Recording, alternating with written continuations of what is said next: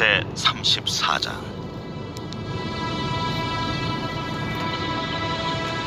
모세가 모압 평지에서 느보산에 올라가 여리고 맞은편 비스가 산 꼭대기에 이르매 여호와께서 길르앗 온 땅을 단까지 보이시고 또 온 납달리와 에브라임과 므낫세의 땅과 서해까지 유다 온 땅과 네겝과 종려나무의 성읍 여리고 골짜기 평지를 소알까지 보이시고 여호와께서 그에게 이르시되 이는 내가 아브라함과 이삭과 야곱에게 맹세하여 그의 후손에게 주리라 한 땅이라.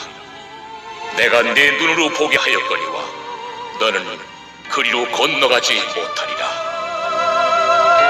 이에 여호와의 종 모세가 여호와의 말씀대로 모압 땅에서 죽어 벳보을 맞은편 모압 땅에 있는 골짜기에 장사되었고 오늘까지 그의 묻힌 곳을 아는 자가 없느니라.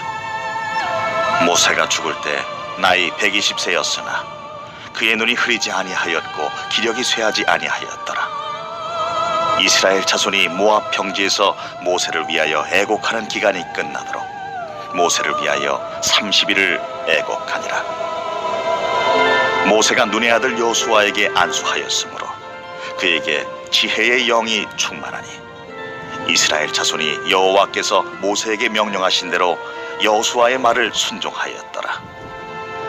그 후에는 이스라엘에 모세와 같은 선지자가 일어나지 못하였나니 모세는 여호와께서 대면하여 아시던 자요 여호와께서 그를 애굽 땅에 보내사 바로와 그의 모든 신하와 그의 온 땅의 모든 이적과 기사와 모든 큰 권능과 위엄을 행하게 하시매 온 이스라엘의 목전에서 그것을 행한 자이더라.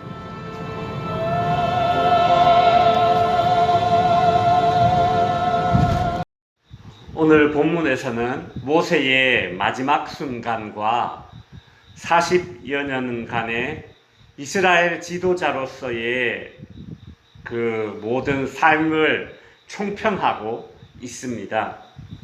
모세는 죽기 전에 자기 힘으로 느보산의 제일 높은 곳인 비스가산 꼭대기에 올라갑니다. 하나님은 모세가 가나안 땅에는 들어가지 못하지만 눈으로나마 약속의 땅을 바라보게 하십니다. 40여 년간 이스라엘의 지도자로 일했지만 모세가 가나안 땅에 들어가지 못했기 때문에 인간적으로는 참 안 됐다는 생각이 들기도 합니다. 그러나 모세의 죽음을 기록한 오늘 본문을 자세히 살펴보면 모세의 죽음이 그렇게 안타깝고 딱한 것이 아니라 복된 죽음이라는 생각을 가지게 됩니다. 왜냐하면 오늘 본문 7절에 보시면 모세가 죽을 때 나이가 120세였으니 그의 눈이 흐리지 아니하였고 기력이 쇠하지 아니하였다라고 하죠. 여러분, 가장 이상적인 죽음 아닙니까? 노아 홍수 이후에 인간의 나이는 120세로 이제 규정되어졌습니다. 한정되어졌다라는 것이죠. 그런데 모세가 120세까지 딱 살았습니다. 우리가 이런 말을 합니다. 9988, 99세까지 팔팔하게. 요즘은 제가 최근에 이런 말을 들었습니다. 9988, 1234, 99세까지 팔팔하게 살다가 하루 이틀 3일만 아프고 4일째 돌아가는 게 참 복된 죽음이다, 이런 얘기를 하더라고요. 근데 심지어 모세는 120세까지 팔팔하게 살다가 하루 이틀 아픈 것도 아니고 하나님께 부름을 받았으니 이 인간으로서는 참 이상적인 죽음이라고 할 수 있을 것입니다.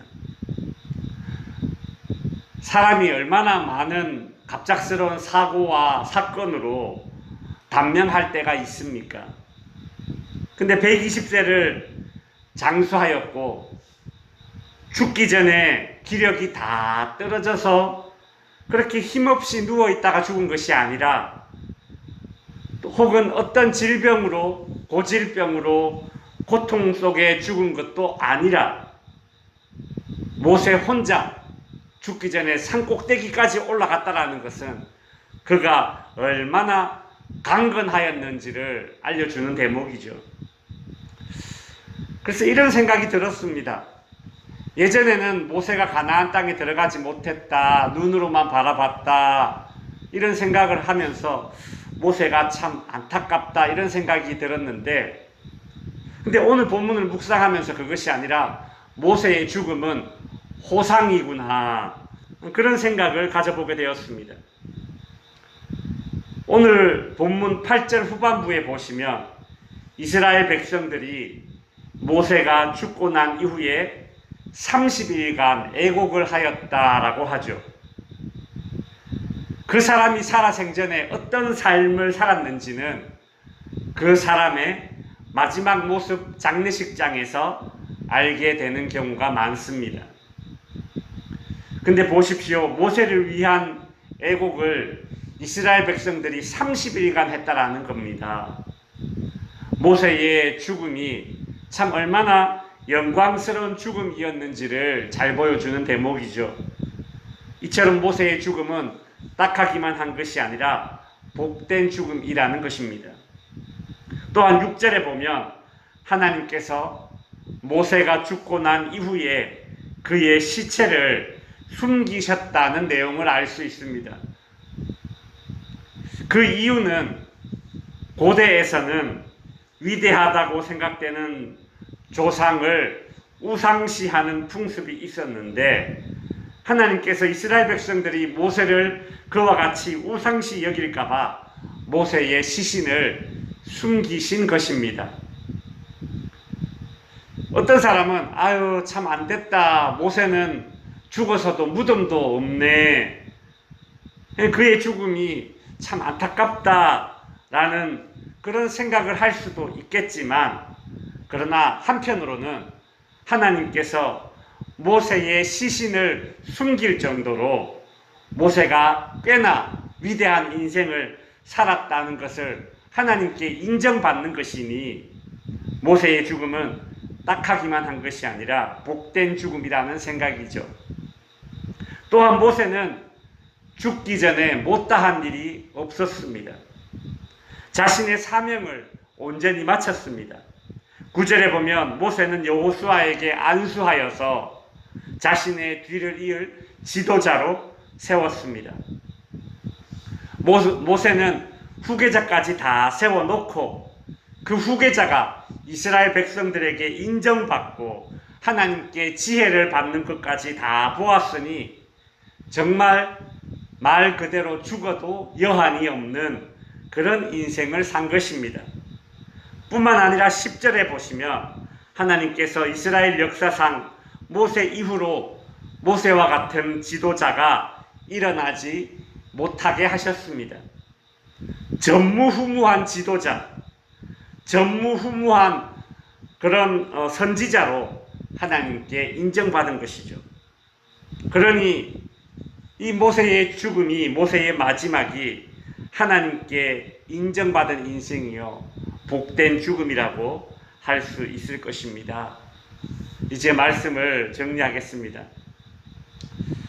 우리는 지난 18개월 동안 새벽 시간에 모세가 기록한 모세오경을 살펴보았습니다. 창세기부터 시작해서 신명기까지 드디어 모세오경을 오늘 끝내게 됩니다. 1년 6개월 만입니다.